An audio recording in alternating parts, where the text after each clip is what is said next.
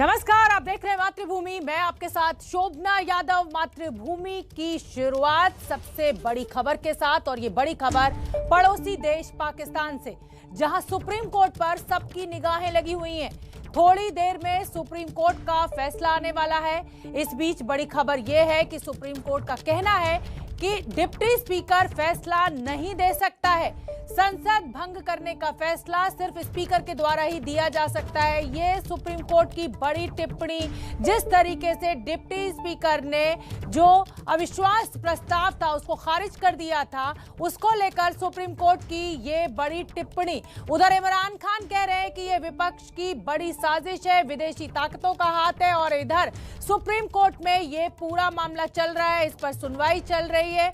आशीष कुमार सिंह और प्रणय उपाध्याय मेरे सहयोगी मेरे साथ जुड़ रहे हैं। मैं प्रणय पहले आपका रुख करना चाहूंगी। देखिए, 75 साल पाकिस्तान की आजादी को भी हो चुका है, और जिस तरीके की अजब गजब स्थिति बनी हुई है, जो काम संसद में होना चाहिए था वो सुप्रीम कोर्ट में इस समय चल रहा है। पूरी दुनिया की नजर इस समय सुप्रीम कोर्ट के ऊपर, क्योंकि न्यूक्लियर ताकत है, इतनी बड़ी शक्ति है पाकिस्तान भी आज की तारीख में। तो ये माना जाए कि ये फैसला जो आएगा, जो सियासी बवाल मचा हुआ है, उसको देखते हुए बहुत अहम होगा।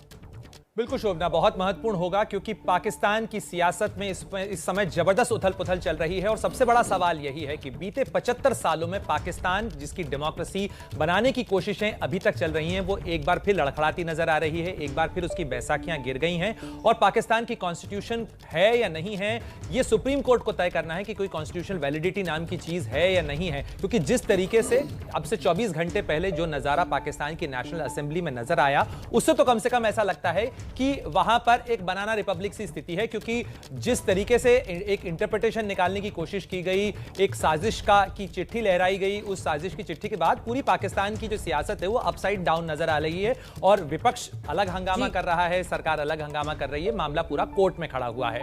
ऐसे में शोभना, एक छोटी सी चीज मैं और जोड़ना चाहूंगा इसके अंदर कि पाकिस्तान की सियासत पर हम बात केवल इसलिए कर रहे हैं क्योंकि पाकिस्तान दुनिया का 5वां सबसे बड़ा और न्यूक्लियर पावर स्टेट है। ऐसे देश के अंदर और एनआरकी का होना, इस तरीके के सियासी संकट का होना ठीक निशान नहीं है।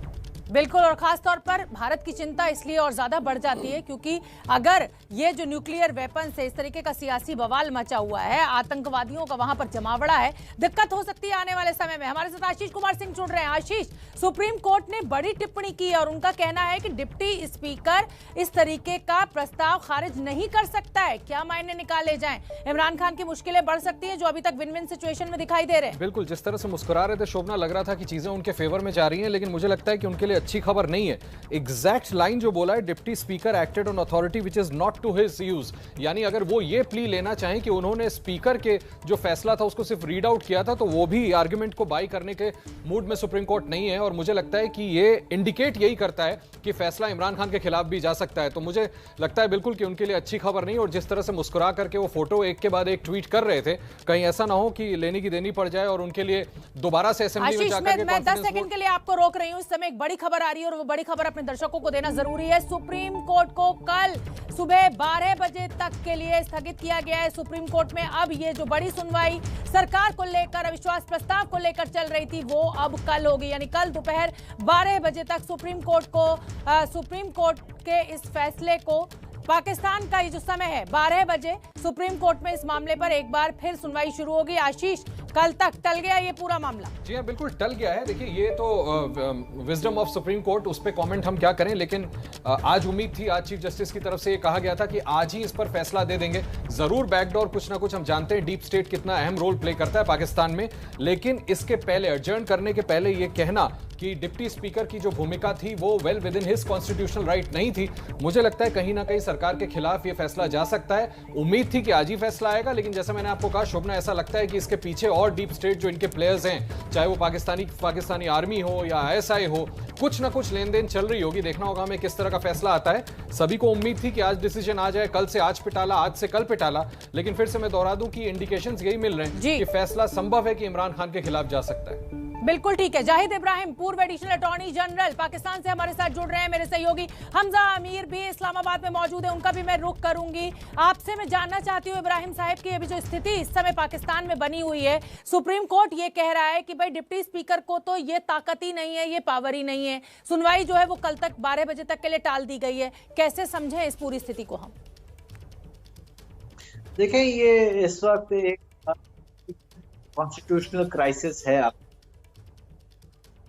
और फिलहाल ये सुप्रीम कोर्ट इस कॉन्स्टिट्यूशनल क्राइसिस को कैसे रिजॉल्व करती है और जो स्पीकर का जो फैसला है वो डिप्टी स्पीकर ने सुनाया था, क्या वो हमारे कॉन्स्टिट्यूशन में इजाजत है या उसकी इजाजत नहीं है।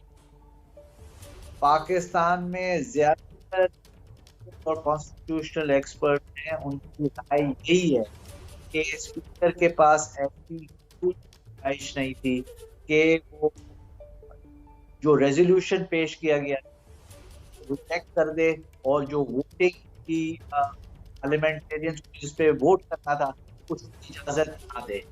तो ये चीज अब बात जाएगी, कोर्ट इसका फैसला करेगी और फिर आगे बढ़ सकते हैं। बिकॉज पाकिस्तान की डेमोक्रेसी, आप लोगों के कमेंट्स जिससे मैं इत्तेफाक नहीं करता हूँ, ठीक है हमारी डेमोक्रेसी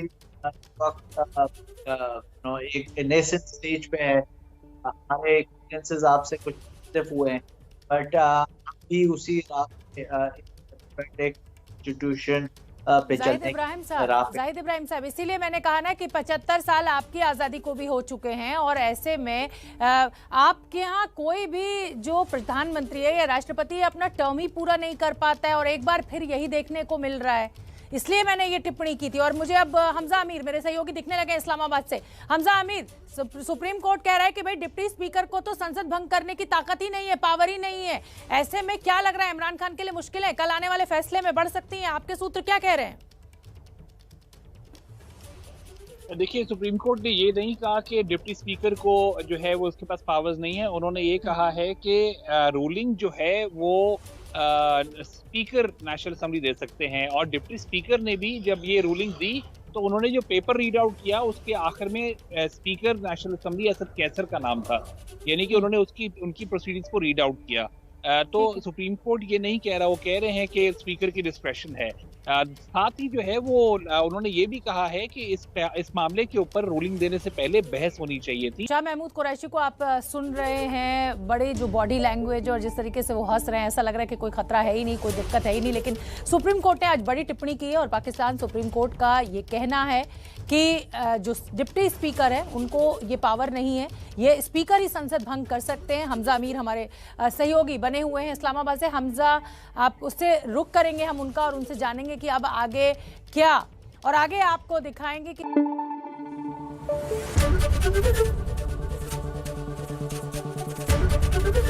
एबीपी न्यूज आपको रखे आगे।